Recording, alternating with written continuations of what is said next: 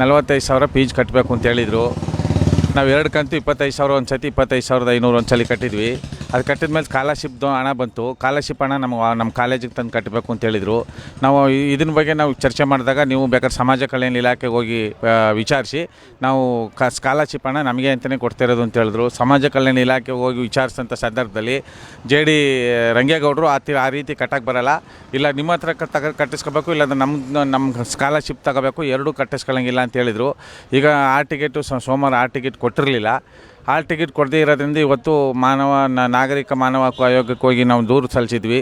ಆ ದೂರು ಸಲ್ಲಿಸಿದ ಮೇಲೆ ಇವತ್ತು ಪ್ರಿನ್ಸಿಪಾಲ್ರು, ಸಂಬಂಧಪಟ್ಟಂಥ ಅಧಿಕಾರಿಗಳು, ಆಡಳಿತ ಅಧಿಕಾರಿಗಳು ಎಲ್ಲ JDU ಸಮೇತ ಕೂತ್ಕೊಂಡು ಸಭೆ ಮಾಡಿ ಮಾತಾಡ್ತಾ ಇದ್ದಾರೆ. ಇಂಜಿನಿಯರಿಂಗು ಇಂಜಿನಿಯರಿಂಗ್ ಮಾಡ್ತಾಯಿದ್ರೆ ಉಚಿತ CIT ಪರೀಕ್ಷೆ ಬರೆದು ಉಚಿತ ಸೀಟಿಗೆ ಬಂದಿದ್ದಾರೆ. ಉಚಿತ ಸೀಟಿಗೆ ಬಂದಂಥ ಸಂದರ್ಭದಲ್ಲಿ ಒಂದು ಸತಿ 18,400 ಹೇಳಿದ್ರು, ಒಂದು ಸತಿ 45,500 ಹೇಳಿದ್ರು. ನಮಗೆ ಗಲಿಬಿಳಿ ಆಗಿತ್ತು.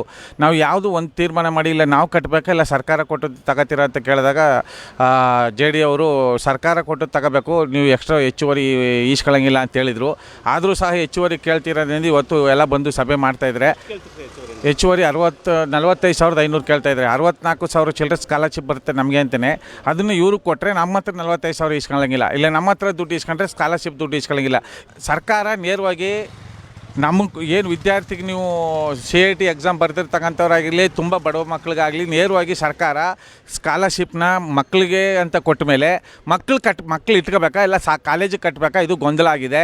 ಆಮೇಲೆ ಈ ಕಾಲೇಜಿನಲ್ಲಿ ನಾವು ಒಳ್ಳೆ ವಿದ್ಯಾಭ್ಯಾಸ ಕೊಡ್ತಾಯಿದ್ವಿ, ಎಲ್ಲ ಲ್ಯಾಬು ಇನ್ನೊಂದು ಸ್ಕಿನ್ಗೆ ಎಲ್ಲಕ್ಕೂ ನಮಗೆ ಹಣದ ಸಮಸ್ಯೆ ಜಾಸ್ತಿ ಆಗುತ್ತೆ, ಹೊರೆ ಜಾಸ್ತಿ ಆಗುತ್ತೆ ಅಂತ ವಿದ್ಯಾರ್ಥಿಗಳ ಹತ್ರ ಕೇಳ್ತಾರೆ. ವಿದ್ಯಾರ್ಥಿ ಹತ್ರ ಕೇಳೋ ಬದಲಿ ನಾವು ಹೋರಾಟಗಾರರಾಗಿ ಸರ್ಕಾರಕ್ಕೆ ಮನವಿ ಮಾಡ್ತಾಯಿದ್ವಿ, ಕಾಲೇಜ್ಗಳಿಗೂ ಲಾಸ್ ಆಗೋದು ಬೇಡ, ವಿದ್ಯಾರ್ಥಿಗಳಿಗೂ ಹೊರೆ ಆಗೋದು ಬೇಡ.